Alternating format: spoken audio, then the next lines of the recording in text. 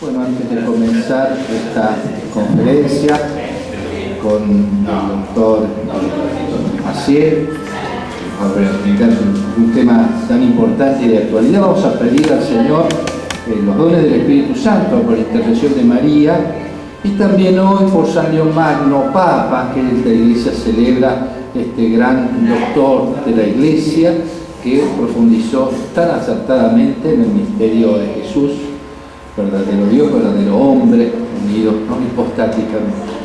En nombre del Padre, y del Hijo, y del Espíritu Santo. Amén. Señor, te pedimos que nos asistas con las luces del Espíritu Santo para aprovechar bien este momento, profundizando en lo que nos propones en este año de la fe, para conocer con más hondura el misterio tuyo y la salvación de los hombres.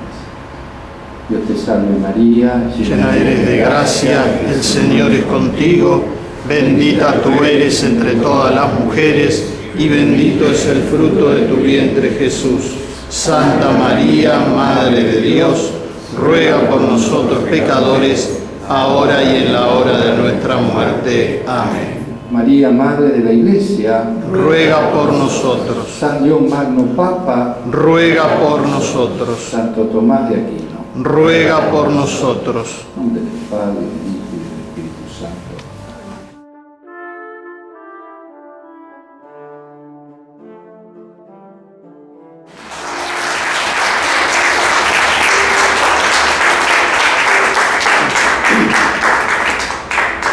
Bien, prosiguiendo entonces el ciclo de cultura y contracultura en nuestro tiempo, el tema que hoy nos ocupará tendrá por fin de mostrar cómo este alud de contracultura no queda limitado a los ámbitos académicos o a los ámbitos teóricos, sino que tiene una incidencia directa, puntual, dañina, destructiva sobre las personas, sobre las sociedades y por consiguiente, como círculo vicioso, alterando las culturas, reverbera nuevamente dañando más a las personas.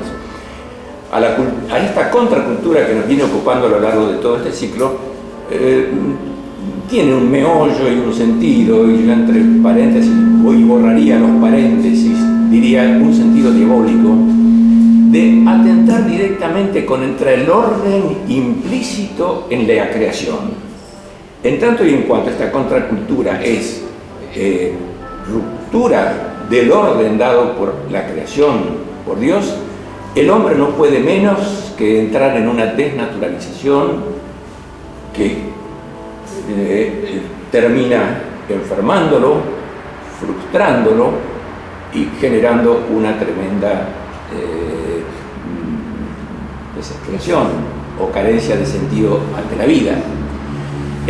Por eso insertamos este tema. No vamos a pretender que esto sea una clase de psicopatología, no tendría de ninguna manera sentido, ¿no es cierto? Sino que queremos poner esto, que se revela como un hecho del momento actual. Por Dios, hay que estar en los consultorios y en la calle para ver hasta qué punto es así.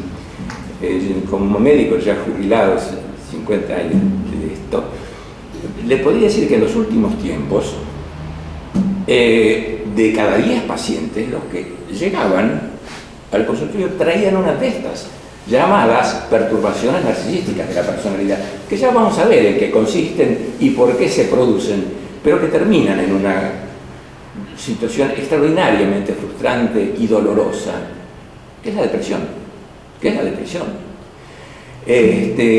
También esto ocurre, bueno, todos estamos ligados a este contexto de personas que están entristecidas, no saben qué les pasa, y bueno, todo esto lo vamos a ver. De alguna manera vamos a tener que adentrarnos un poco en lo psicopatológico, describiendo las causas, etc. Pero lo que yo pretendo hoy que quede claro es que esta cultura no es inocente respecto de este fenómeno que es casi no tenido en cuenta. Vayan a las farmacias y pregunten la cantidad de antidepresivos y ansiolíticos que se consumen y me la van a contar, ¿no es cierto? Entonces vamos a esto. Precisamente por esto que les estoy diciendo, yo quisiera poner esta charla de hoy, que la vamos a calificar como una simple charla porque no pretende ni puede ser una clase de psicopatología, bajo esa frase axiomática que para mí ha sido desde siempre, desde muy remoto, como una gran profecía de San Pablo. Cuando él en la carta a los Romanos, en su capítulo 8, dice: la creación entera gime con dolores de parto, esperando la manifestación de los hijos de la luz. ¿Qué implica esto? Un magnífico, un absoluto diagnóstico. Valía para la época de San Pablo. San Pablo fue un contemporáneo de Ovidio, que es el que redactó el texto que vamos a leer a continuación sobre el mito de Narciso. Fue un contemporáneo. Él ya hizo un diagnóstico. Pero nosotros, por estas cosas de esta bendita contracultura, hemos vuelto a sumergirnos en aquellas originarias oscuridades de esa humanidad que gimía como con dolores de parto. Aquella redención que se produjo hoy día está buscando de alguna manera, por eso no me atrevería, y no tengo empacho a repetirlo, de calificarla de diabólica, ¿no es cierto? Esta frase además para mí tiene además este valor diagnóstico. Nos pone frente a una responsabilidad de acción y sobre todo otra que es lo más importante, porque habla de la manifestación de los hijos de la luz. Desde el bautismo somos hijos de la luz. Desde el bautismo somos hijos de la luz. Y es nuestro deber irradiar esa luz, porque ahí está de alguna manera el poder contrarrestar todo este caos, que es lo opuesto a cosmos, ¿no es cierto?, que nos acecha. Entonces les decía que no va a tener esto ninguna pretensión de ser una clase de psicopatología. Voy a procurar abreviarla en todo lo posible, porque somos todos testigos de que los momentos más fecundos de estos encuentros no son los del orador o de la exposición de los temas, sino los intercambios de ideas que a posteriori se producen. Yo creo que los temas que vamos a tocar ahora van a dejar abiertos unos carriles lindos para sacarle jugo en todo esto. Bueno, quiero hacerles una advertencia previa. Cuando nosotros hablamos de narcisismo o de narcisista, no debemos caer en la acepción corriente y vulgar de tomarlo como simplemente un calificativo peyorativo. Se habla de narcisista de una manera casi despreciativa, egoísta, apagado de sí mismo, ególatra, lo que quieran, pero no. El verdadero narcisista es una persona que sufre e implícitamente, y no exagero, no soy propenso a las exageraciones, es portador de una gran tragedia, de la cual se trata de, en lo posible, y ya veremos de qué maneras, no vamos a hablar ni siquiera de curación, de redimirlo, porque esto no existe tanto, no exige tanto una curación como una redención. Estas no son solamente frases mías, son frases de autores muy adentrados en la temática. Bueno, y entonces sí, para poder definir qué es esto de las perturbaciones narcisísticas de la personalidad, lo menos que podemos hacer, y de comienzo, es ponernos en contacto con el mito de Edipo. Les reitero, el mito de Edipo, en lo que yo voy a leer, yo lo voy a abreviar en todo lo que pueda. Está escrito, como dije, por Ovidio Nasón, que fue contemporáneo de San Pablo. Creo que nació en el año 8 de nuestra era, ¿no es cierto? La transcribió del griego, ¿no es cierto? Y la traducción que yo voy a usar es la que se hizo al inglés por Louis Vimes. Van a ver, es un drama, es un tremendo drama.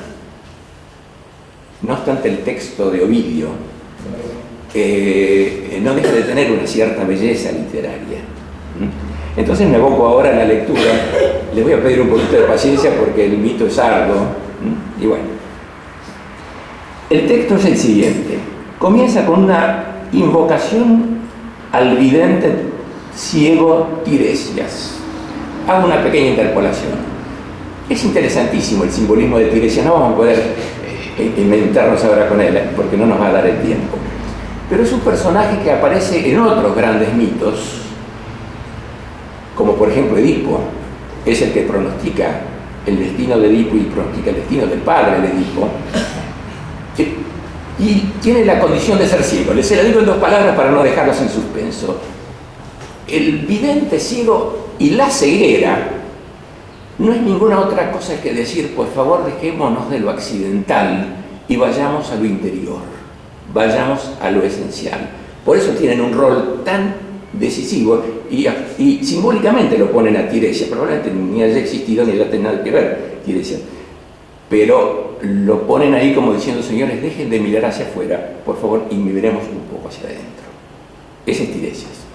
Entonces él, el vidente, afamado en toda Boecia, les aclaro, este mito no es de la cultura helénica, es muy anterior y precisamente originaria de esta región, que es la Boecia, ¿no? De respuestas certeras a quienes con ansiedad buscaban su ayuda, lo primero que puede dar prueba de lo verídico de sus sentencias es la ninfa Liríope, a quien el dios río, Céfisus, envolvió en las turbulencias de sus corrientes y la violó mientras la aprisionaba en sus aguas. Liríope quedó embarazada y llegado el tiempo la bella ninfa parió a un hermoso niño. Su belleza era inefable. Ya entonces, siendo niño, otras ninfas pretendían amarlo. El niño fue llamado Narciso. Les hago un comentarito agregado también. Tiene los nombres, y en general vale, los nombres y los apellidos por ahí implican ya no vamos a hablar de destino nosotros que creemos en la providencia, pero sí como algo para acontecer en la vida de él. Narciso viene de narcos, que es sueño. La vida de él fue un sueño, no hizo pie nunca en la realidad, no pudo hacer pie en la realidad. Preguntado el vidente Tiresias si el niño llegaría a una edad avanzada, respondió: vivirá mucho si él no se conoce o no se ve a sí mismo.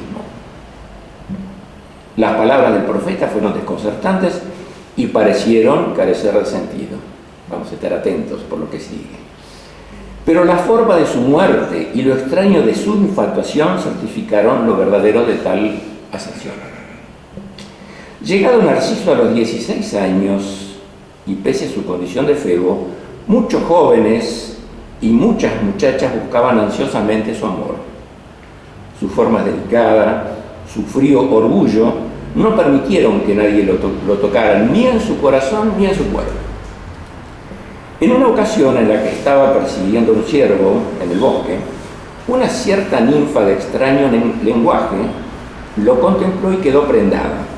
Esta ninfa se llamaba Eco, quien no podía mantenerse en paz mientras otros hablaban y no podía comenzar a hablar hasta que se dirigieran a ella. En ese tiempo, Eco tenía corporeidad y no era solamente una voz. Y a pesar de ser locuaz, ella no podía hacer uso del lenguaje más que repitiendo lo último que ella hubiera oído.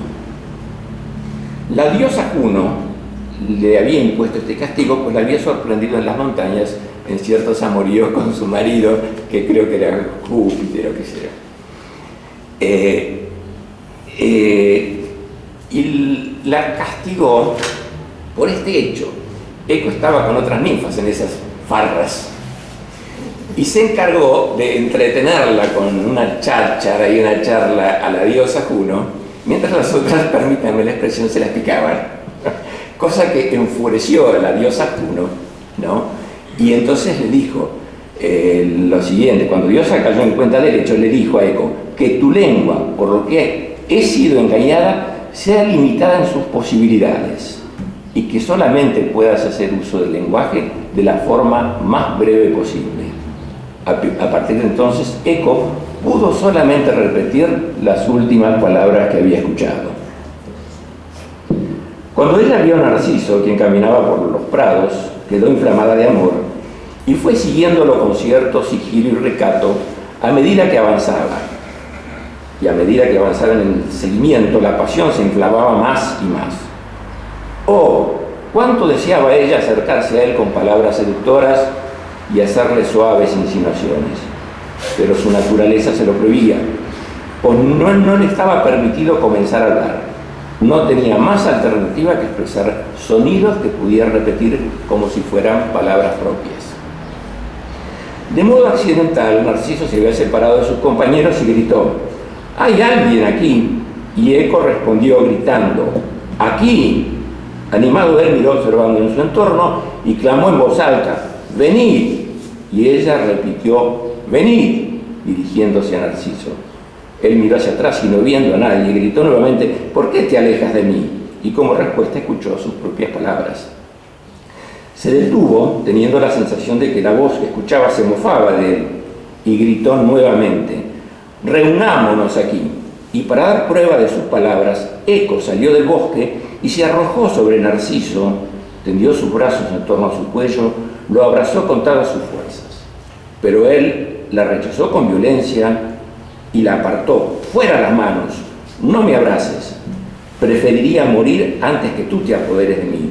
Y ella respondió: «Que tú te apoderes de mí». Y no pudo decir nada más.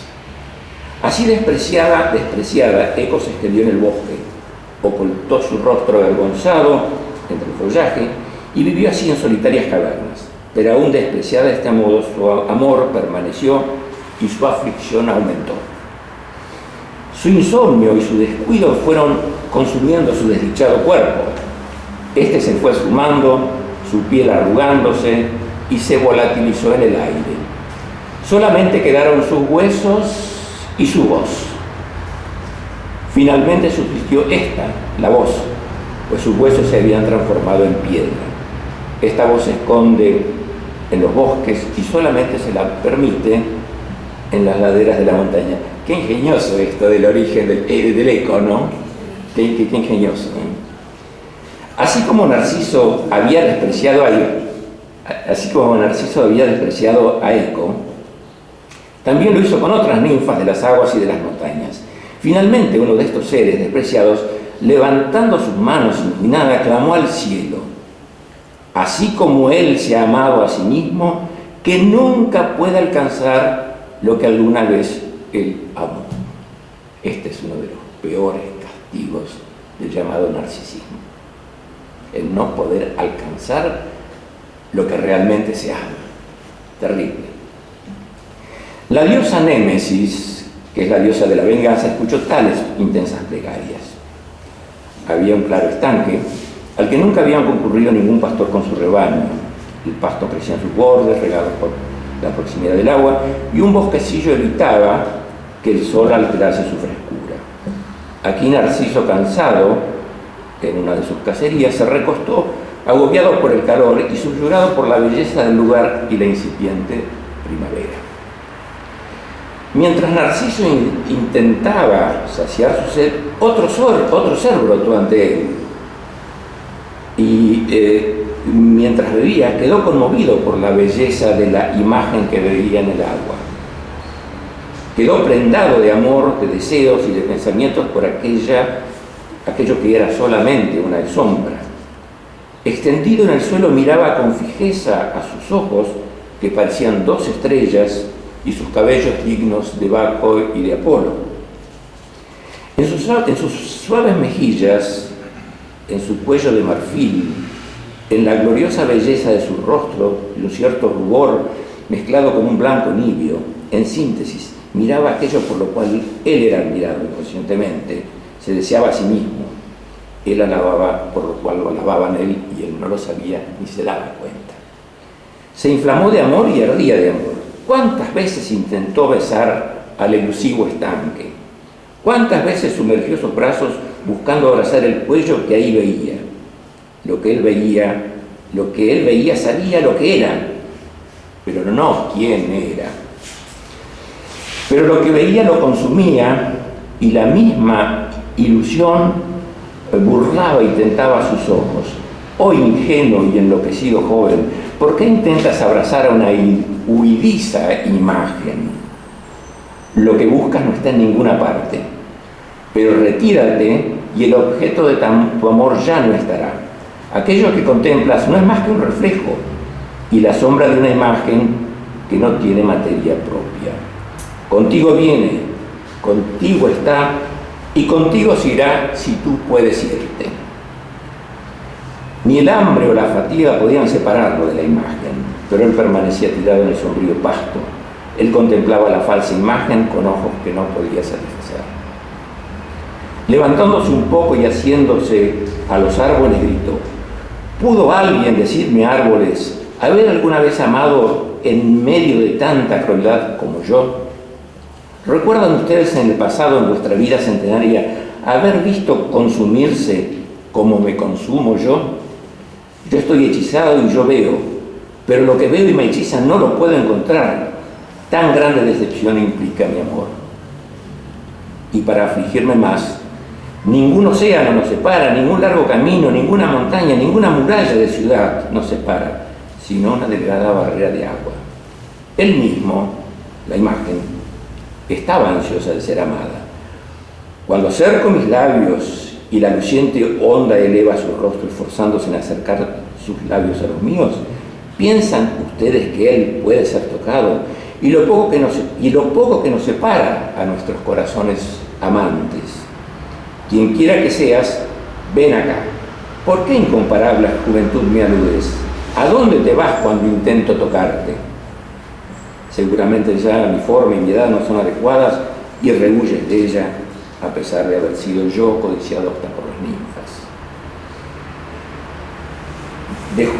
Algún dejo o resto de esperanza ofreces con tu amigable mirada, y cuando intento estrecharte mis brazos, tú también extiendes los tuyos. Cuando he sonreído, tú también lo has hecho, y a menudo se ven lágrimas en tu mejilla cuando yo sollozo. A mis señas tú respondes con las tuyas, y yo observo el movimiento de tus labios y me respondes a mis palabras con palabras que mis oídos no pueden escuchar. Oh, soy yo lo he sentido, yo conozco ahora mi propia imagen y ardo en amor respecto de mí. Yo he encendido estas llamas y las sufro. ¿Qué debo hacer? Lo que yo tengo yo lo deseo. Oh, yo debo partir de mi cuerpo. Yo debo partir de mi cuerpo. Y qué extraña plegaria para un amante. Debo quitarme de aquello que yo amo. La aflicción me está quitando las fuerzas y yo debo cortar mi vida en la flor de mi juventud. La muerte no es nada para mí. Con la muerte dejaré mis problemas. Quien es amado debe vivir largamente. En este caso, ambos debemos morir en un instante. Narciso hablaba de este modo sin darse cuenta. Volvió nuevamente a la misma imagen. Sus lágrimas enturbiaron el agua y la imagen desapareció. Cuando Narciso vio su partida, clamó: «Oh, ¿a dónde huyes? Permanece aquí y no desampares a quien te ama, individuo cruel. Me toca en suerte contemplar lo que no puedo tocar y por esta contemplación sentir mi infeliz pasión». Mientras así pensaba, Narciso se arrancó sus túnicas, golpeaba con sus pálidas manos su pecho desnudo, su pecho así castigado mostraba a veces una coloración que remedaba una manzana, blanco en partes, inflamado en rojo otras, o como uvas colgando en un racimo tomaba un tinte purpúreo, como aquellas que no están maduras. No deja de tener una belleza literaria en mí también. Tan pronto que él vio esto, pues la gas tornaba a ser clara, él no pudo soportar más. Pero como la cera amarilla se derrite ante el suave calor, como la helada se funde ante el sol de la mañana, lo mismo le ocurría a él. Agotado por el amor, así desfallecía y era lentamente consumido por su fuego oculto. No permaneció mucho aquel color rubicundo mezclado con blanco, ni las fuerzas y el vigor a todo aquello que era placentero de conservar. Apenas subsistía algo, de aquella forma que Eco hubo de amar tanto. Pero cuando ella, Eco, lo vio, a pesar de la ira y el resentimiento que aún sentía, tuvo pena. Y cuando el pobre joven se quejaba y sus manos se castigaban, ella emitía los mismos sonidos de pena. Las últimas palabras que él pronunció en este ámbito primaveral fueron: «Oh querido joven, en vano amado». Y el entorno repitió sus palabras. Y cuando él dijo adiós, Eco también dijo adiós. Narciso dejó caer, agotado su cabeza, sobre el césped y murió cerrando los ojos que estuvieron maravillados de su excepcional belleza. Y cuando él fue recibido en la infernal residencia, prosiguió mirando su imagen en el estanque de la Estigia. Sus hermanas mayores se golpeaban el pecho y se desgreñaban los cabellos en señal de duelo. Las dríades también se lamentaban y ecos repetían los últimos lamentos de cada una de ellas. Ya preparaban ellas la pira fúnebre, blandían antorchas sobre el féretro, pero su cuerpo no pudo ser hallado en ninguna parte. En el lugar donde estuvo su cuerpo, ellos encontraron una flor cuyo centro amarillo estaba rodeado de pétalos blancos. Cuando esta historia se conoció en todo el ámbito griego, la fama y el renombre de Tiresias fueron grandes. Aquí, en este tema de la flor, que si tenemos tiempo lo reservamos para el final, está el clamor de redención. Es interesantísimo. En estos años míos de profesión he visto la aparición curiosa de este color amarillo tan significativo en quien desde lo profundo está como clamando, repito, no curación, sino una redención. Los autores más destacados que han conocido este tema y estudiado no hablan tanto de curación de las perturbaciones, sino de la redención de. Bueno, entonces, si el tiempo nos da, seguiremos al final haciendo algunos comentarios, tenemos algunas imagencitas sobre el tema de esta flor. Bueno, hasta aquí el mito. Después de escuchar realmente tan estremecedor relato, dejemos de lado las emociones, porque a todos nos toca un poco esto, a fin de que podamos recuperar nuestro rigor científico y podamos entonces lograr nuestro primer cometido, que es definir qué debe hacerse por perturbación narcisística de la personalidad. Ahora sí, dejado el mito, volviendo un poco a lo científico, vamos a ver por qué. Acercándonos al mito, lo que en primera instancia nos impacta, además de la sentencia de Tiresias, sobre la cual volveremos, es la índole de los padres de Narciso. La índole de los padres de Narciso. Su padre, el río Céfisus, tiene el carácter de lo violento, lo fugaz e inacible en su fluir. Su madre, la ninfa Liríope, es por su naturaleza un ser carente de toda consistencia, extraordinariamente frágil, frívola y volátil.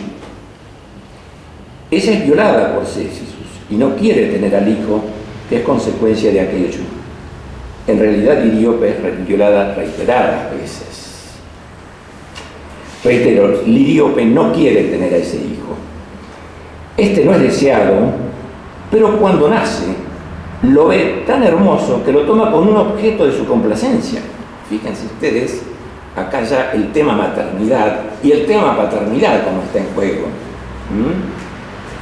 Por eso se habla de narcisista, a quien toma como objeto de su complacencia a alguien, y sobre todo, bueno, mamás y papás también, ojo.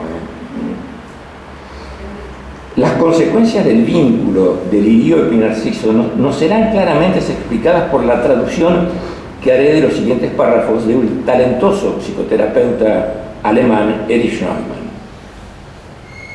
Estos están tomados del libro del citado autor. Voy a decir los nombres directamente en español porque los nombres alemanes son muy largos, complejos, etc. El libro del doctor Neumann, en el cual trata este tema, es El niño, estructura y dinámica del desarrollo de su personalidad. Estos párrafos de Neumann dicen lo siguiente: la relación originaria del niño y la madre, y por tanto la primera fase de la infancia, como también del resto de la evolución de la persona, se basa sobre un fenómeno que ha sido expuesto y demostrado por el profesor Adolf Portman. El hecho propio de la especie humana, y que lo diferencia del resto del mundo animal, es que el primer año de vida transcurre de un modo tal que aún debe considerarse como embrionario. Pues han de transcurrir 13 meses más para que el cachorro humano tenga el grado de maduración que tiene cualquier otro mamífero en el momento de su nacimiento. Es decir, la verdadera gestación humana sería entonces de 22 meses, 9 meses de vida intrauterina y los 13 meses de vida extrauterina. Cuando se han cumplido esos 13 meses, recién el cachorro humano, como dice el doctor Portman, tienen la autonomía, la madurez que tiene el cachorro de cualquier otro animal, un potrillo, un ternero. El doctor Neumann denomina a este estado evolutivo una palabra alemana, que sí me la voy a permitir. Él usa la palabra Urbeziehung, die Urbeziehung. Nos detendremos en ella porque define de modo patente esta originalísima relación madre-hijo. En alemán, el prefijo ur, que es de frecuente uso en alemán, ur, alude a lo arcano, sería como decir, antes de esto no existió nada. Y Beziehung es llanamente relación. Entonces podríamos traducir este término como relación primigenia o relación primordial. En esta relación, el lactante vive física y psíquicamente en su madre, como antes de nacer. Entonces el lactante sigue viviendo como un encerrado y depende absolutamente del carácter positivo o habitualmente negativo de la madre, como es en el caso de Narciso.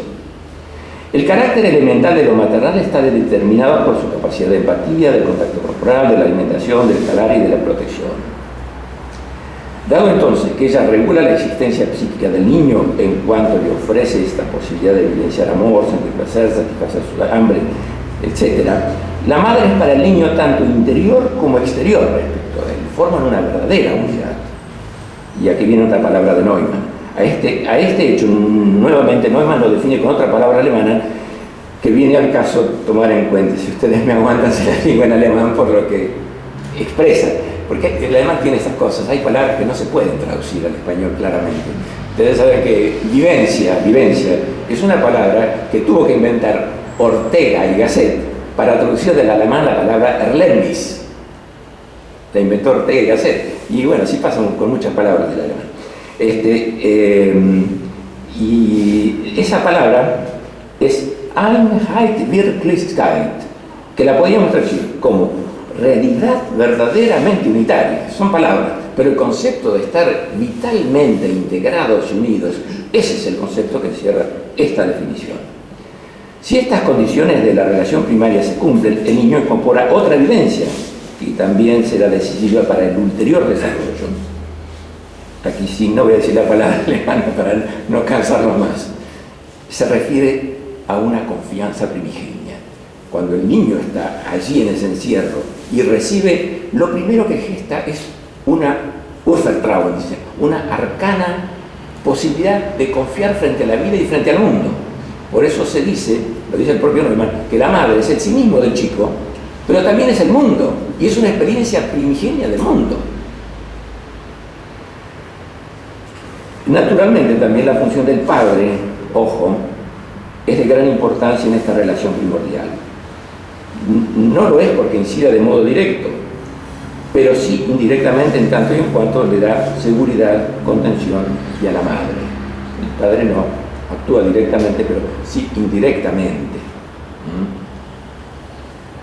En esta relación primordial, donde el lactante al recibir o no respuestas empáticas, satisfactorias y amorosas, comenzará a gestar y plasmar un centro de su personalidad, a la cual la moderna psicología profunda ha denominado el sí mismo, que es como una instancia psíquica, y yo creo que un poco más que psíquica.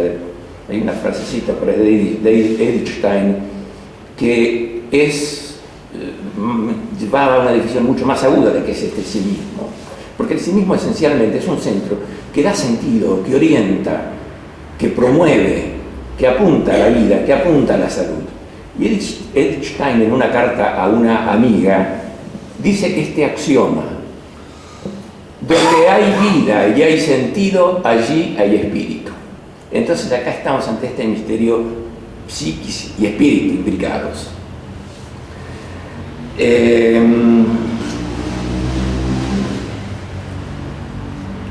Gestado este centro, llamado el sí mismo, uno de sus constituyentes básicos y central es la conciencia de la autoestima. Si he sido amado y puedo confiar, ergo yo valgo. Y acá está el meollo de todo lo que luego vamos a hablar. porque todas estas perturbaciones narcisísticas de la personalidad son una inestructuración del sí mismo y por consiguiente un menoscabo radical en esto que es la autoestima y la confianza de poder vivir. Acépteme, bueno, entonces lo digo, otra palabra alemana a la cual apelo, pues define más exactamente este concepto. Nosotros en español decimos autoestima, tac, tac. Los alemanes dicen Selbstwertgefühl, sentimiento propio de valer. Es más enfático. Los desarrollos que ha hecho la psicología, la psicopatología y la psicoterapia en torno a esta teoría del sí mismo le han impuesto a ellas un verdadero giro copernicano. Hay en psicología profunda, Andrea lo puede corroborar, hay un antes y después. Porque no le vamos a quitar el mérito que pudiera tener, aunque yo no lo veo tanto. Todo lo freudiano es, como dicen ellos, edípico. Y de lo que estamos hablando nosotros es algo que no tiene que ver con el edípico, es algo que ocurre mucho antes de lo edípico.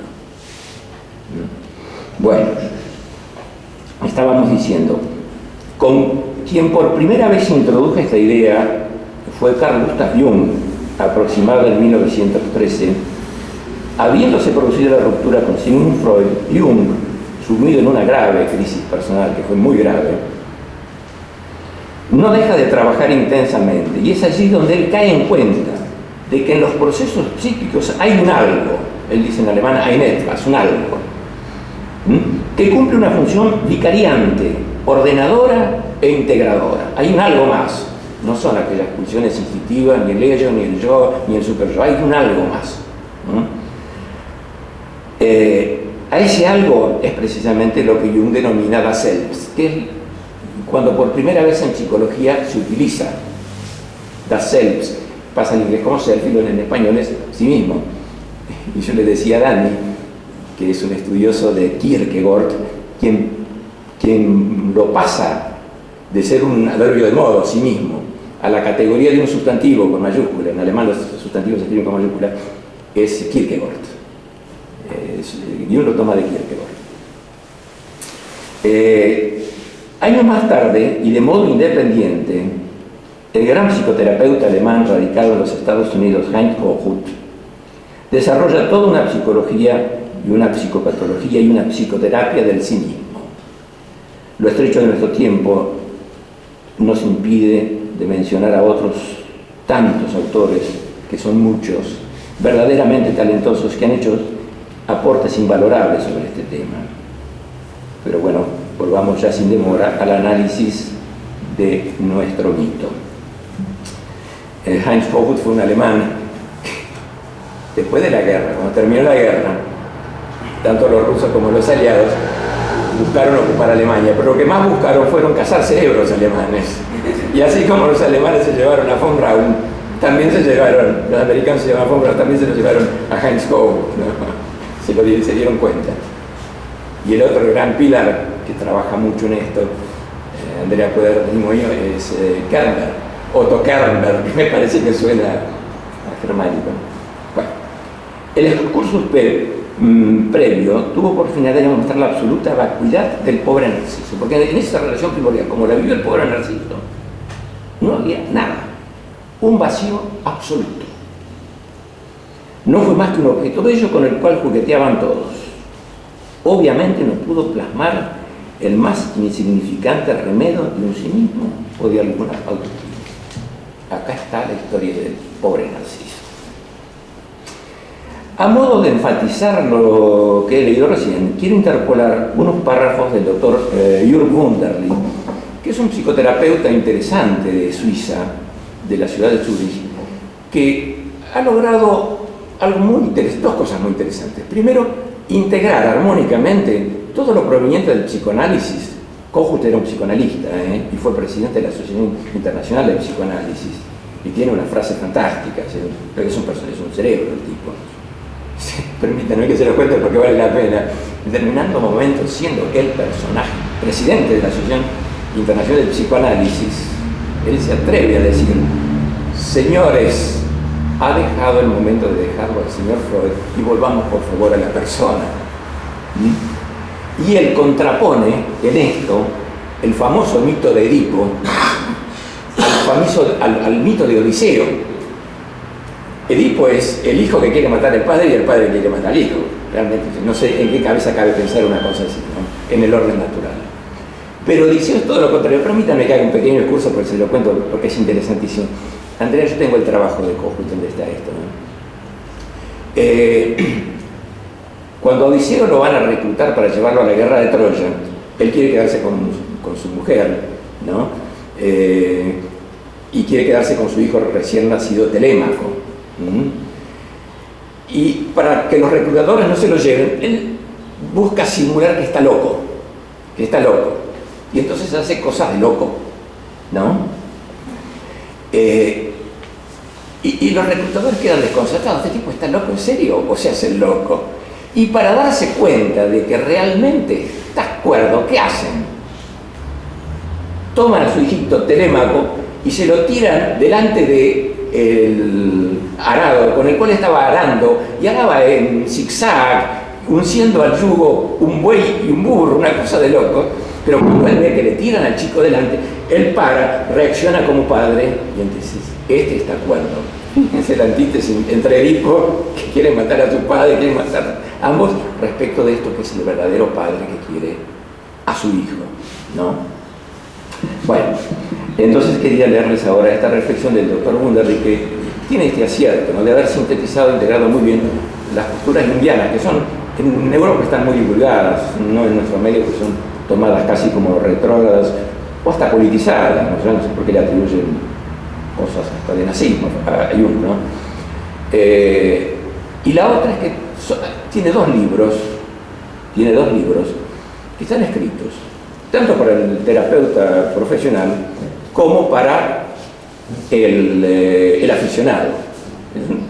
Yo esos dos libros los tengo traducidos y algún día tendríamos que ponerlos, apelando a las hermanas carmelitas que tanto nos han ayudado en todo esto, a pasarlos en limpio. Los hemos traducido para tenerlos para consumo doméstico, pero son libros verdaderamente interesantes. Bueno, Wunderlich en uno de sus libros dice esto: a modo de enfatizar lo que he leído recién, quiero interpolar unos párrafos del doctor Jürg Wunderlich de su libro, digo la traducción al español directa, La depresión, ahí adentro un gran vacío. Porque ese sí mismo no estructurado y esa falta de autoestima genera un vacío terrible, tremendo. Y entonces Wunderlich escribe este librito muy lindo, Y adentro un gran vacío, la depresión narcisística. Dejemos de lado que el doctor Wunderlich es un evangelista, seguidor del teólogo protestante Paul Tillich. Pero ojo, yo lo menciono a propósito, porque es un tipo que no se idealiza, no entra en cosas raras. Christian puede dar fe, Tillich es un tipo que ahí le anda orillando bastante al idealismo, ¿no es cierto? Pero él se remite a una realidad que es la que tiene en el consultorio concretamente. Dice lo siguiente, Wunderlich: en este lugar nos parece importante algunos comentarios sobre la frecuencia de las perturbaciones narcisísticas de la personalidad. Yo creo que en la práctica psicoterapéutica se las encuentra tan frecuentemente no solamente porque se ha aprendido a conocerlas cada vez más, se las conoce desde hace no más, el libro de Wunderlich es del año 90, así que 30 años, digamos, sino también porque de modo absolutamente esencial se ha configurado un nuevo cuadro de enfermedad psíquica que está en correlación con el hecho de haber despreciado a la tradición. Fíjense qué fuerte. Acá Wunderlich hace honor a la realidad, se deja de lo que pudiera tener de idealismo toda la teología de Paul Tillich y dice no. Y es verdad, como otras enfermedades, como otros cuadros, no es que se las haya aprendido a diagnosticar más, sino que hay más. Hay más. Andrea puede dar fe de eso. Yo en mis últimas épocas de médico, creo que lo dije, de 10 pacientes tenía 8 o 9 que venían con estas tremendas cargas. Donde el arraigo del individuo en la comunidad, y yo pienso, dice Wunderlich, en la gran familia, y habla de la iglesia incluso, la iglesia, etcétera, comienza a desaparecer, donde el individuo de forma progresiva el individualismo, de forma progresiva comienza a imponerse, donde en el lugar del nosotros se instala el yo, se vivencia el ser humano cada vez más vulnerable y más inseguro. Él no tiene nada en lo circundante donde asirse, donde nutrirse, hacia dónde orientarse, pues para él las raíces fundantes de la tradición no están más. Cuando entonces faltaba la relación a una dimensión espiritual religiosa, caemos nosotros en este proceso, el cual se transmite de generación en generación y conduce a un vacío existencial terrible. La liberación de convenciones y tradición conduce a nuevas dificultades.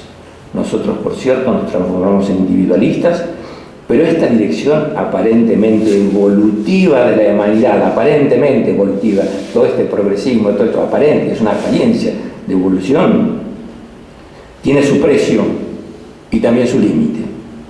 El precio es precisamente la aparición de severas perturbaciones narcisísticas y cuyas consecuencias son las de terminar en la depresión. Yo creo que es bien claro el amigo Underly, ¿no es cierto?, cuando habla así.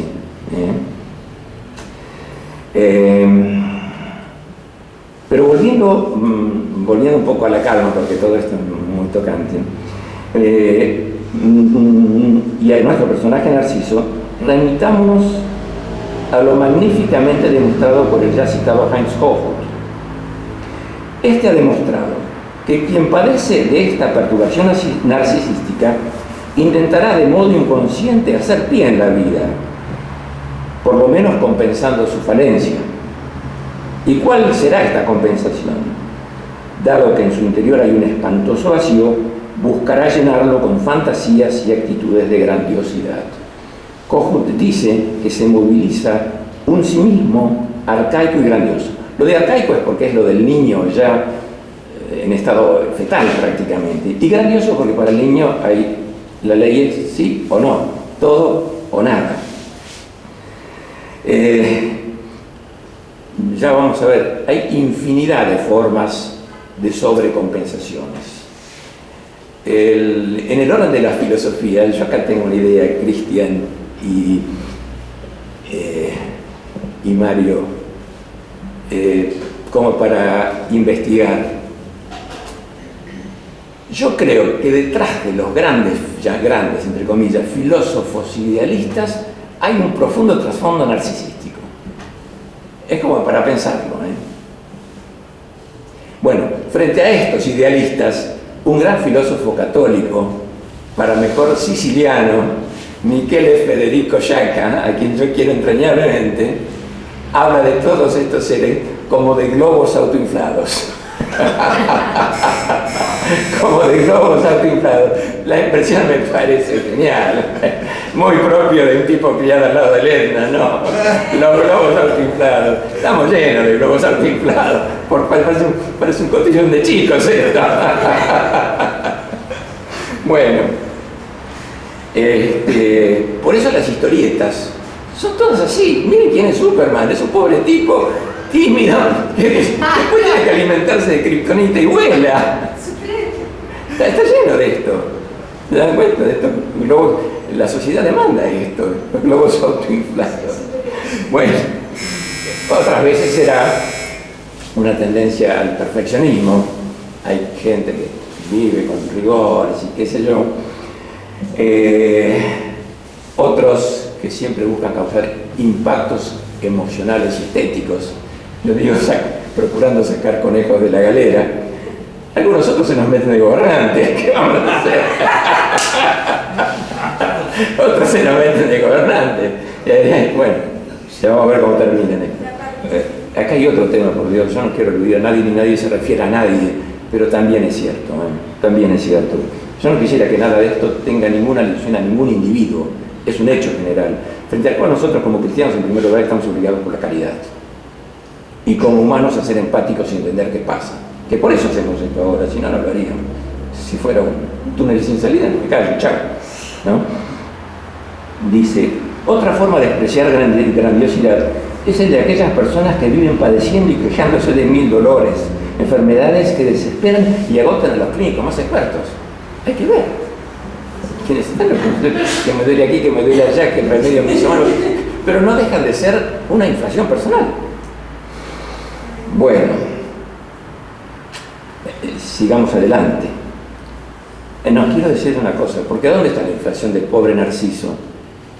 En esa imagen, que no sabe, que se él adentro no tiene nada, idealiza, enfatiza, llega a ese extremo de pretender fusionarse. Ahora, bueno, ¿por qué hablo de fusionarse?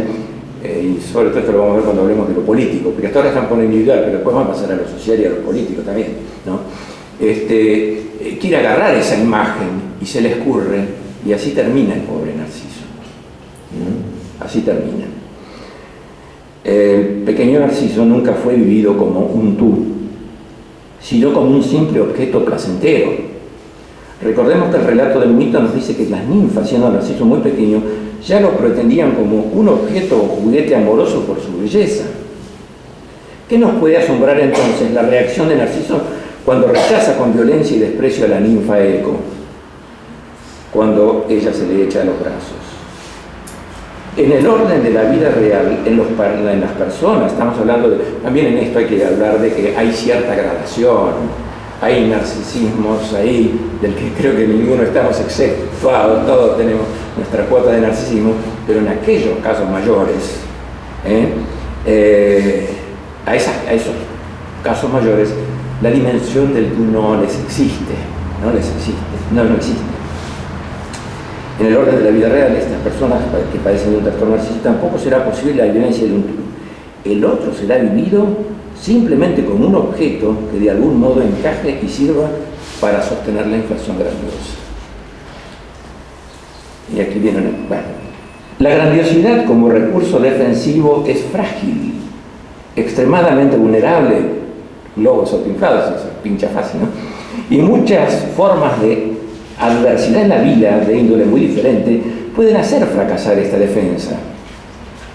Estas causas pueden ser afectivas, económicas, enfermedades corporales y hasta el mismo transcurso de la vida. El fracaso de la defensa grandiosa pone a la persona perturbada narcisísticamente en la misma situación que la de Narciso frente a su propia imagen en el estanque. No le cabe más que caer en cuenta de su realidad. Y he aquí que se cumple la evidencia de Tiresias. Vivirá muchos años a menos que él caiga en cuenta de quién es y cómo es su realidad. De modo patente de esta secuencia de la génesis llamada depresión narcisística, aclaro, sobre todo dirigido a Andrea, esto de depresión narcisística y a Mario no figura en el DSM-4 norteamericano, no figura. Hay un cuadro que se remedaría, se aproximaría un poco, que son las llamadas distimias. Figura un cuadro como de distimia, que tendría que ver un poco, pero ellos no lo reconocen como tal. Wunderlich habla lisa y llanamente de depresión narcisística.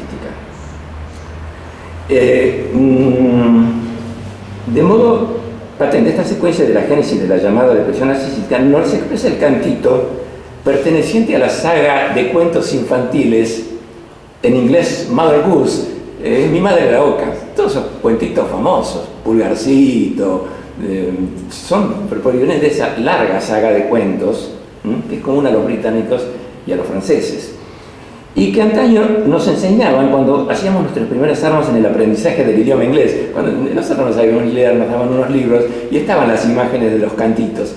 Y ahí había una imagen que es a la cual ahora voy a referirme, y Cristian después le va a mostrar una imagen que es trágico-cómica. Ojo, ¿no? Nos referimos a Humpty Dumpty.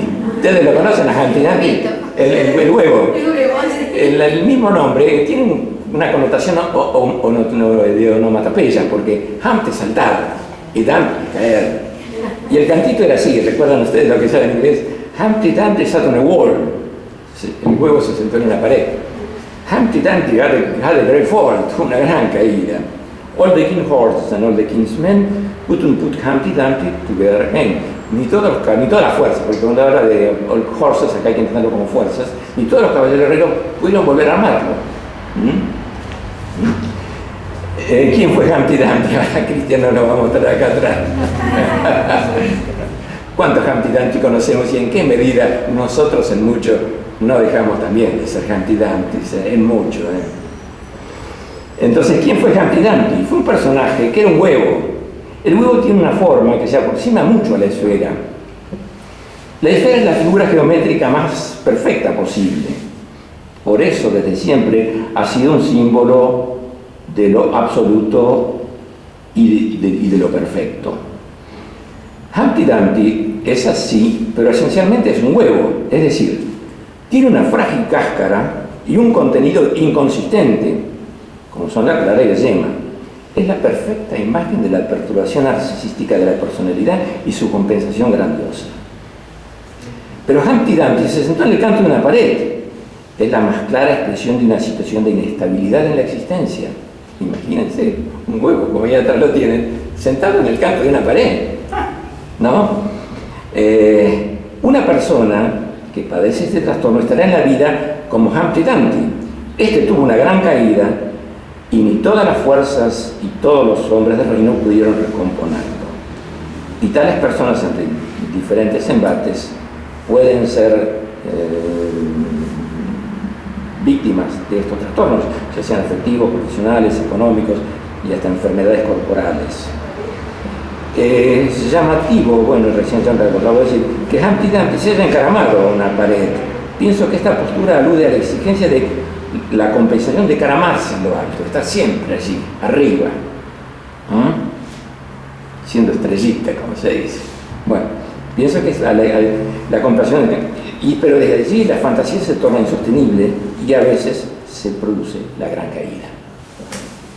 Y ahora vamos a remitirnos a las consecuencias de la gran caída. Bueno, fíjense, este esquema que yo lo traduje del alemán está en un libro de un gran psicoterapeuta, profesor de la Universidad de Basilea, Suiza, el doctor Raymond Bategai, ¿no es cierto?, que tiene libros excepcionales. El libro más completo y perfecto sobre la depresión que yo he leído es el doctor Bategai. Y esto está tomado de un libro de él que se llama, digo en español directamente el título, Narcisismo y Relaciones Objetales. Vean ustedes, esto es lo que ocurre en el orden normal, ¿no es cierto? Yo frente a una situación de amenaza, me parece que yo lo pago, sí, yo ante una situación de amenaza, si tengo una autoestima y tengo un sí mismo coherente, reacciono de modo congruente y lógico. Pero quiero decirles que esta secuencia, fobia, pánico y depresión, es una secuencia gradual en función de la mayor o medida de autoestima subsistente en la persona y de coherencia de sí mismo. Miren que sobre este tema de fobias, pánicos y depresión se han buscado 4.500 teorías. Yo mismo las he revisado todas. Las que da el doctor Bategai, que es un señor psicoterapeuta, profesor titular de la Universidad de Basilea, yo creo que es absolutamente claro. Fíjense lo que es la fobia. Cuando uno siente una amenaza desde adentro, de afuera, y le queda todavía un resabio de autoestima, va a enfrentar la situación con fobia. Fobia es miedo, fobia son miedos, y tendrá miedos y las manejará utilizando determinadas defensas. En las fobias, la defensa más común y corriente son la evitación de la cosa. Le tengo miedo al banco, le tengo miedo al supermercado, tengo miedo de cruzar la calle, tengo miedo al avión. Entonces, mi defensa, que es arcaica, primigenia y no lógica, será evitar la situación. O por lo contrario también ocurre de hacerse acompañar. Van al banco acompañados, hacen cola en el supermercado acompañados, y es así. En la instancia siguiente, ya la autoestima es insuficiente y la persona ante las adversidades tanto interiores como exteriores reacciona quedando estupefacta. Esa es la mejor definición, porque tiene una implicancia tanto física como psíquica, que la persona físicamente transpirará, tendrá, bueno, todos los síntomas que ustedes conocen. Y después, bueno.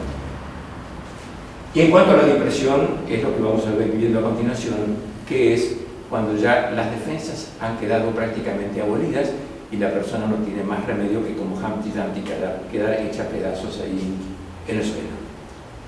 Cristian, vemos la otra imagen, por favor.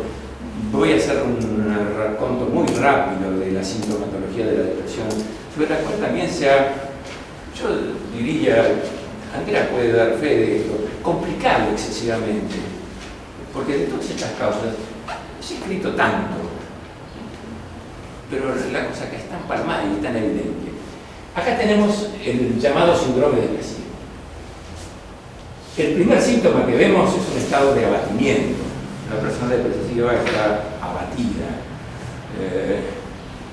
Es difícil definirlo porque ellos usan una palabra alemana que yo se la voy a decir, que es Niedergeschlagenheit. Es como si le hubieran pegado una piña y lo hubieran dejado acá, más o menos. Así. Nieder es profundo, Geschlagen es faf, ¿no? Falta de alegría vital. La vida es anodina. No alegra nada, ni la salida del sol, ni la puesta del sol, ni nada. Y me pueden dar la noticia más feliz del mundo, que no me resuena. Hay como una insensibilidad afectiva, una pérdida de alegría vital, pérdida de sentimientos. Y es cierto, ustedes nos verán, nos ha tocado tanto en el consultorio, son personas congeladas. Pueden darle las mejores noticias y las peores, y ni le van ni le vienen, están ahí.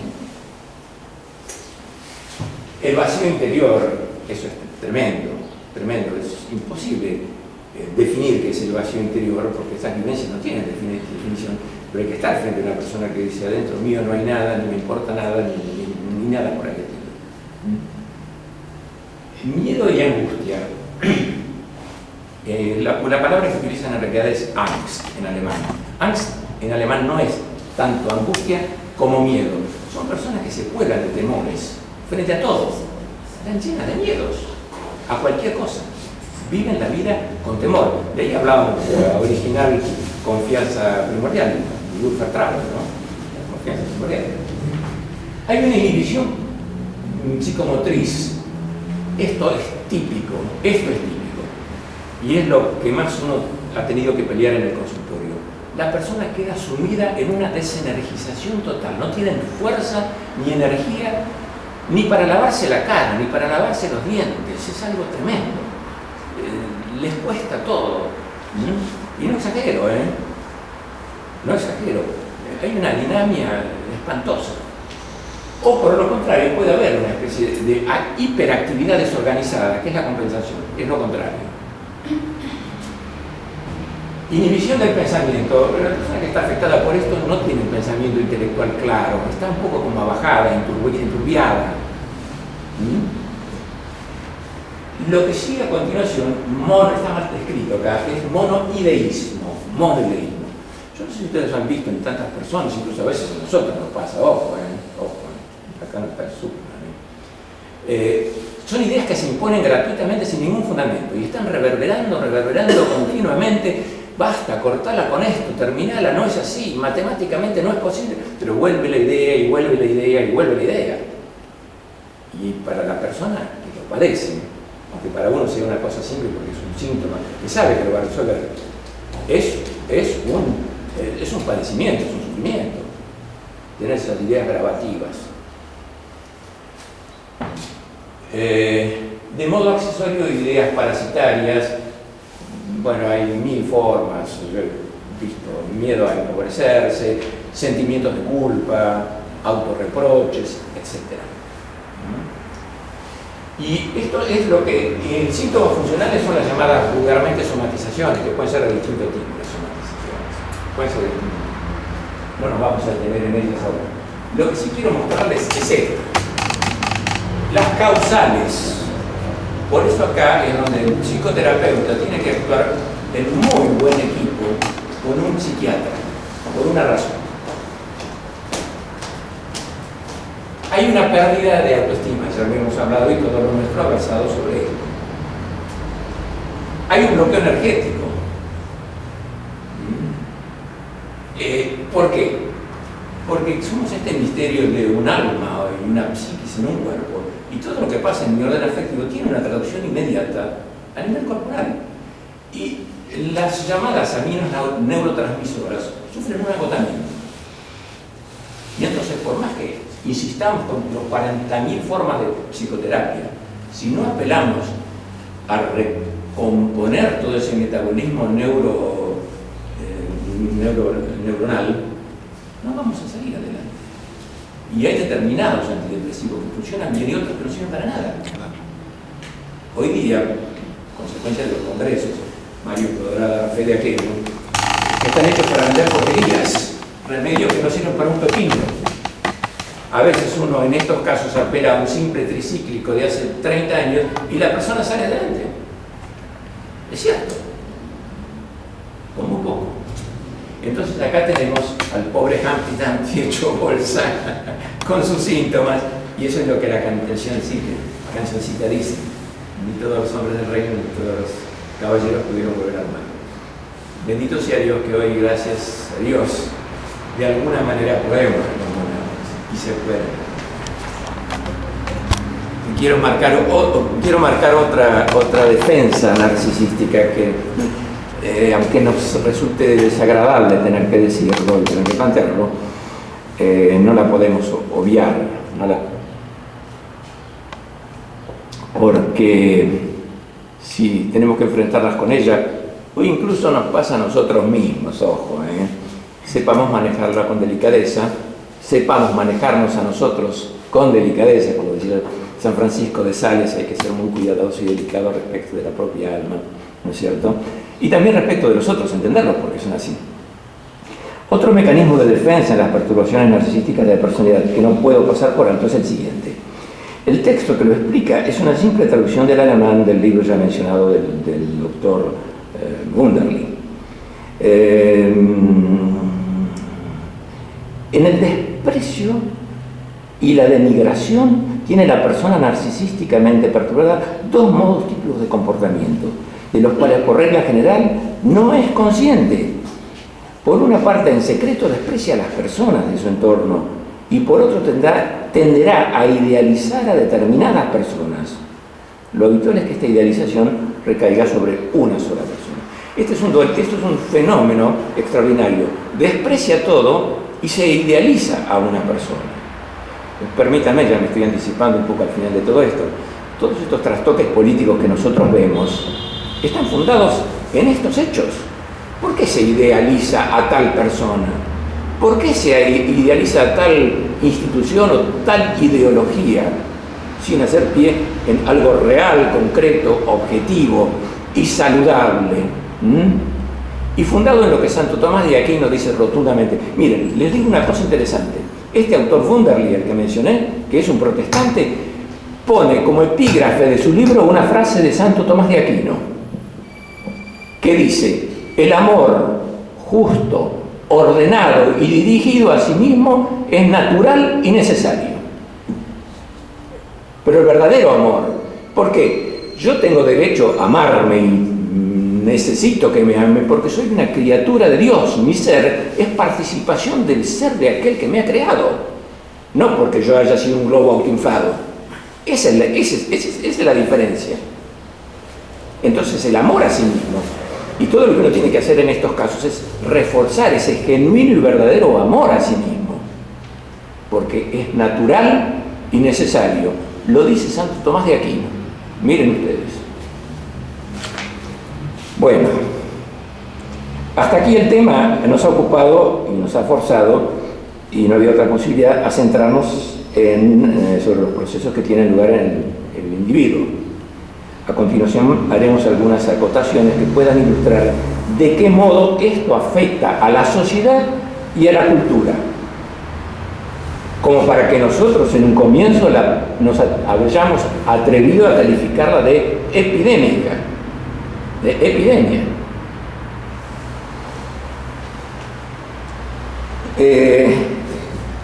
Aquí pongo esto, que lo vuelvo a repetir, se lo pido a Mario que lo investigue y a los filósofos de profesión que vean si detrás de esas grandes, entre comillas, repito, pensadores, no hay una perturbación narcisística de la personalidad. Yo apostaría que en Hegel hay un trastorno narcisístico grave. Yo creo que sí. Jung en uno de sus libros lo califica lisa y llanamente de loco, a Hegel. Loco. Yo no iría tan lejos, pero por lo menos sí. Y el propio Kant. Hay un hecho de la biografía de Kant, Mario investigalo, que el tipo, yo creo que por una inseguridad y una estructuración tan grande, tenía que compensarse de esa manera, vivía como un reloj en un pueblo del cual nunca salió, un pueblo de Alemania, del cual nunca salió en su vida. Y la gente sabía qué hora era porque pasaba Kant. La gente sabía qué hora era porque pasaba Kant. Hay mucha cáscara, ¿verdad? Sí. Hay mucha cáscara, ¿no? Bueno, en el orden político la evidencia es palmaria, lo dice el doctor Bategay, que es un suizo. Los suizos han sido bastante pacíficos, ¿no? No tontos, pero pacíficos, ¿no? No es un alemán, es un suizo. En su libro Narcisismo y Relaciones Objetales dice lo siguiente. Hay dos temas, dos cosas. Cuando los políticos intentan de modo reiterado instaurar formas democráticas de gobierno, debemos señalar que por más meritorios que sean sus esfuerzos, estarán siempre en peligro de fracasar si los vínculos familiares de esta sociedad no han sido cálidos y no han contribuido a afianzar la autoestima de los chicos, de los niños. El paradigma de esto será cuando los padres faltan, o bueno, y aquí está una de estas incidencias tremendas de este alud anticultura. Hoy día ya no existe matrimonio, no existe familia, no existe padre, madre, no existe nada. En este código que están pretendiendo instalar, hasta desconocen la patria potestad, pero se dan cuenta, por eso yo no tengo empacho en decirlo, esto es diabólico, es lisa y llanamente diabólico, es romper contra un orden elemental. Y después vamos a lo otro, ya si vamos terminando. Volviendo al doctor Bategay, sigue diciendo esto: los adultos que como niños no han recibido una suficiente valoración y afirmación de su autoestima, padecerán siempre de la tendencia a buscar una figura idealizable como Führer. Él utiliza la palabra Führer no en el sentido de Hitler, sino porque es una palabra de uso corriente en alemán, que quiere decir líder, conductor. Este fenómeno está sostenido por la fantasía de fusionarse con el líder y así lograr una autoafirmación. Y vean lo que está pasando, por Dios. Y yo creo que todo esto que ha pasado en estos días es una expresión muy saludable del pueblo que está diciendo: no, basta, ya se nos acabaron los ídolos, basta de ídolos y de ideologías mágicas. Por esto, todo esto que tenemos atrás en el orden de lo político, yo creo que cuando corra un poquito más de agua bajo el puente, esto se viene abajo como Humpty Dumpty, seguro. Yo creo que están ahí en la de Humpty Dumpty, ¿no? Me parece que es así. Bueno, y acá, en este sentido, desde estas sociedades así perturbadas, todo esto refluye sobre la cultura y renutre la cultura. Nuestras universidades están plagadas de toda esta porquería, están llenas de esta cosa. ¿Se dan cuenta? Por eso yo quería poner como paradigma esa frase originaria de San Pablo: la creación entera gime con dolores de parto. Insisto, no son dolores de muerte, son de parto. Está la nueva vida por delante, esperando las manifestaciones de los hijos de la luz. Y por eso lo decía, implica un diagnóstico que vale para la época de Narciso, donde estaban en las tinieblas del mito. Y hoy nosotros también estamos en las mismas tinieblas de los mismos mitos. Porque antes sería Júpiter, pero hoy día ya sabemos quiénes son. ¿No es cierto? ¿Cómo es? KF, no sé cuánto. ¿No? ¿Se dan cuenta? Otros mitos. Hay figuras que han sido mitificadas. Está lleno. Estamos en eso. Bueno, ya estamos llegando al final del trabajo, que tiene que, pese a todo, ser esperanzador, ¿no es cierto? Y tiene que ver esto con la flor, esa flor que Cristian ahora la va a proyectar, porque en el lugar donde él muere, hay otra versión del mito, hay varias versiones del mito de Narciso, dice que los dioses apiadados de la tragedia hacen crecer una flor, y esa flor en realidad no es el Narciso que nosotros conocemos, no.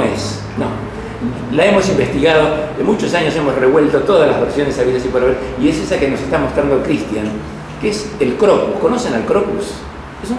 Es una bulbácea muy emparentada al azafrán, que es como casi un útero. Y fíjense que acá nace en la tierra, arraiga a lo arcaico, a lo maternal, a lo nutricio, a lo sustentatorio. Es el reemplazo de la madre que el pobre Narciso no tuvo. Y ahí está el mito, ahí está el significado de la flor, porque busca una contención.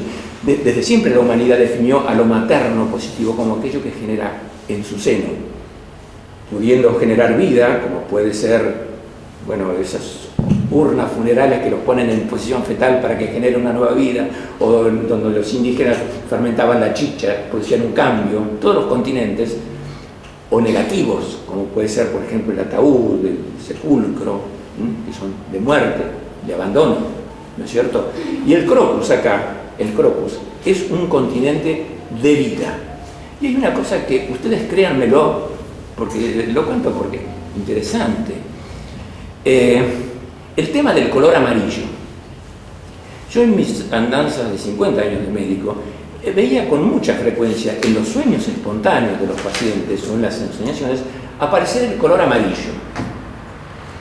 El color amarillo es como un clamor, un grito: necesito luz. Como Goethe muere diciendo: más luz, más luz. Narciso pide eso. Y las personas que concurren al consultorio, no es raro que tengan sueños con vegetales. Cuando se empieza a establecer una relación positiva entre el paciente y el terapeuta, que remeda esa relación primaria, donde el paciente idealiza a su terapeuta, o donde el paciente se proyecta y se ve en su terapeuta, empiezan a aparecer en los sueños pequeñas plantitas, que son de almácigo, algunas plantas interiores, jamás árboles, ¿no? Y esta es la flor que aparece. Y el amarillo es como un grito. Y yo de acá los remito a las artes plásticas. Fíjense ustedes, los pintores, ya están pensando en Van Gogh ustedes, que no solamente pinta los girasoles de amarillo, sino que pinta su propia casa de Arles enteramente de amarillo, adentro y afuera. Adentro y afuera. Y vean ustedes, por ejemplo, dentro del expresionismo alemán, que es terrible, son todos de posguerra, miren lo que es el grito de Munch, o lo que son las pinturas de Emil Nolde, con ese descenso de Cristo en la cruz de un amarillo verdoso que no es tan vital como el amarillo de Gauguin, pobre Van Gogh. Hoy día Van Gogh sería recuperable, hoy día Van Gogh sería recuperable. O qué les puedo mencionar, el propio Cézanne tiene Cristos amarillos. Esto es extraordinariamente curioso, ¿no? Más de una vez lo hemos investigado junto con Velasco Suárez a esto, ¿no? Con Velasco Suárez lo hemos dibujado. Yo le contaba a Carlos, decía: mira Carlos, yo veo este color amarillo, y en una ocasión, charlando de este tema del color amarillo, porque había tenido un chico que estaba con una grave depresión, me permito una extensioncita, y había tenido un sueño, usamos un método terapéutico, pero ya lo vamos a, donde él veía, llegaba a un planeta, que era Marte, y encontraba una estatua de Venus. En realidad en la mitología fueron esposos, Venus y Marte, ¿no? Y la estatua de Venus era totalmente amarilla. El chico estaba con una depresión narcisística total. Venus es el arquetipo de la madre más egoísta, más valga, redundante, narcisística, competitiva. Y él la ponía de amarillo porque él necesitaba una madre amarilla. Una madre amarilla. Yo les voy a contar una cosa muy curiosa. Yo no sabía, y todavía no sé, por qué esto del amarillo. Pero cuando Velasco Suárez me invitaba a dar charlas en la Universidad Católica o en la fundación de él, en FASAN, Fundación para la Salud Mental, yo le ponía este caso del amarillo y le decía, mire, sinceramente es así, pero no sé por qué. Y una vez me ocurrió, hace muchos años, que un alumno, era un curso de posgrado de psicoterapeutas, era un neurólogo, y me dice, doctor, yo le puedo dar un dato, que a mí me impactó muchísimo. Dice, el amarillo, es decir, el niño cuando nace viendo, no es como vulgarmente nos decían a nosotros que el chiquito recién veía la semana, empezaba a ver, no, el chico nace viendo. Y aunque a usted le parezca mentira, doctor, me dice este neurólogo, el primer color que ve es el amarillo. Qué curioso. Y hay experiencias, Andrea las conocerá de sobra, que si un chiquito recién nacido tiene que reflejarse en el rostro de la madre. Si le ponen una máscara que remede el rostro de la madre y esa máscara permanece inmóvil 3 minutos, el chico entra en angustia. Eso está experimentado, Ojo. Bueno, y creo que con esto ya terminamos y dejamos sentado de que existe una epidemia de la cual tenemos que hacernos cargos. Hasta donde podamos, en lo nuestro no podemos ser psicoterapeutas de todos, pero sí a través de una irradiación de firmeza, de empatía, ¿no? Y después orientar hacia las verdaderas psicoterapias. Hoy día, felizmente, hay formas de psicoterapia eficaces. Yo he usado una, que precisamente fue la que aprendí mucho en Alemania y en Austria, no viene al caso ahora explicarlo, pero que es interesantísima. A nuestro medio no ha llegado por una razón obvia, que es que no hay traducciones. No hay traducciones. Bueno, yo creo que aquí Cristian... bueno, este es el Cronos. Bueno, esta es una frase precisamente del doctor Heinz Hochhuth. Así termina uno de sus libros importantes. Creo que es La restauración del sí mismo. Está tomado de uno de los libros de Heinz Hochhuth. Que Hochhuth dice que cuando el sí mismo y la autoestima empieza a restaurarse, aparece como primer síntoma la restauración del sí mismo y la autoestima, el restablecimiento del humor, pero no en el sentido corriente y vulgar nuestro de estado de ánimo, sino del líquido que fluye, porque la vida empieza a fluir nuevamente, la vida comienza a fluir por verdaderos cauces de su último sentido, que es la trascendencia. Punto.